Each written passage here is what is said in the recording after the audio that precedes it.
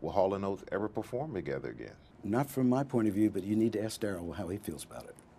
This morning, John Oates, half of the legendary rock duo known as Hall and Oates, famous for huge hits like Rich Girl and You Make My Dreams Come True, sitting down, opening up about his side of the legal battles he's currently fighting against his creative partner of over 50 years, Daryl Hall.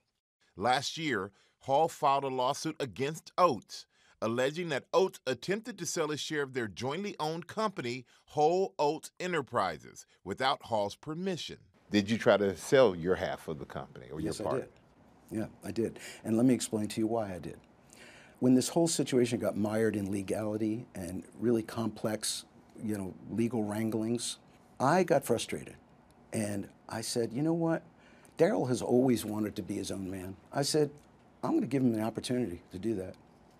If I sell my half, he can either, he can do what he wants. And it was kind of ruining my life, to be honest with you. I wasn't happy.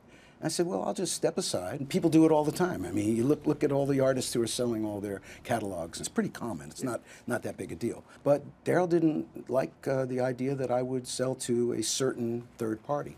He said that the alleged planned sale was, quote, a completely clandestine and bad faith move, and called it, quote, the ultimate partnership betrayal. Do you see it that way? Well, that's strong words, huh? Yeah, very strong words. But do you see it that way? Not at all.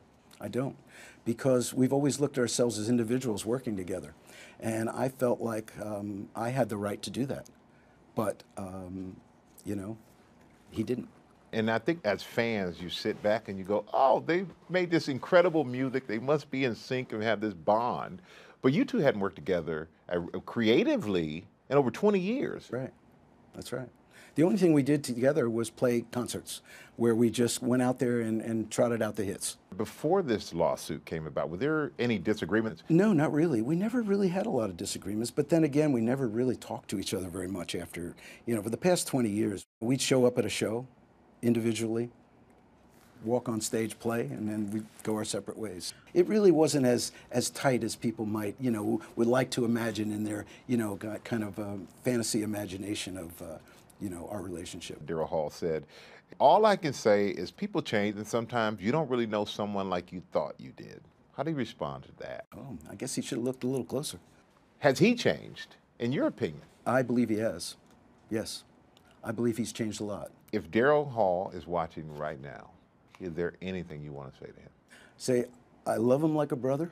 Well, I love you like a brother if I'm talking to him directly. And, but you know what? Brothers have disagreements. Families grow apart. I would say, I wish him the best. I hope that he has everything he wants in life and that he can pursue his dream of being a respected solo artist, which I believe is something that he's always wanted. Solo success is something Oates has also wanted. This week, releasing his 8th solo album titled Reunion. You recorded this in Nashville. Yeah, I did. So does being there and living in Nashville, did that influence your sound? Oh, so much. My move to Nashville has really changed everything for me. Because before I met Daryl Hall, I was a kind of a roots, acoustic guitar, blues, folk musician. When we met, we kind of combined our individual influences and created something totally new. But that guy, that musician, was always there in the background, kind of idling, And when I moved to Nashville, I tapped back into it, and it really gave me a new lease on my musical life. What can fans expect from the new music? This is the first time I was able to really commit to a project and to a future of creativity in music. The title track was inspired by my 100-year-old father, who told me he was going to reunite with Mom, who's passed away years before. And when he said that to me, I thought of the word reunion, what it really means. And I said, reuniting. And I realized what was happening was I was reuniting with my musical self and my personal, myself as a man and as a musician. That's about as personal as it gets. It's the most personal thing I've ever done. What do you want your legacy to be? I want my legacy to break down barriers. I'm looking to express myself honestly, to be a good father. I want to be a good husband. I want to be a good friend, and I want to enjoy my life. Well, I think you've accomplished all of that. Yeah, we're getting there.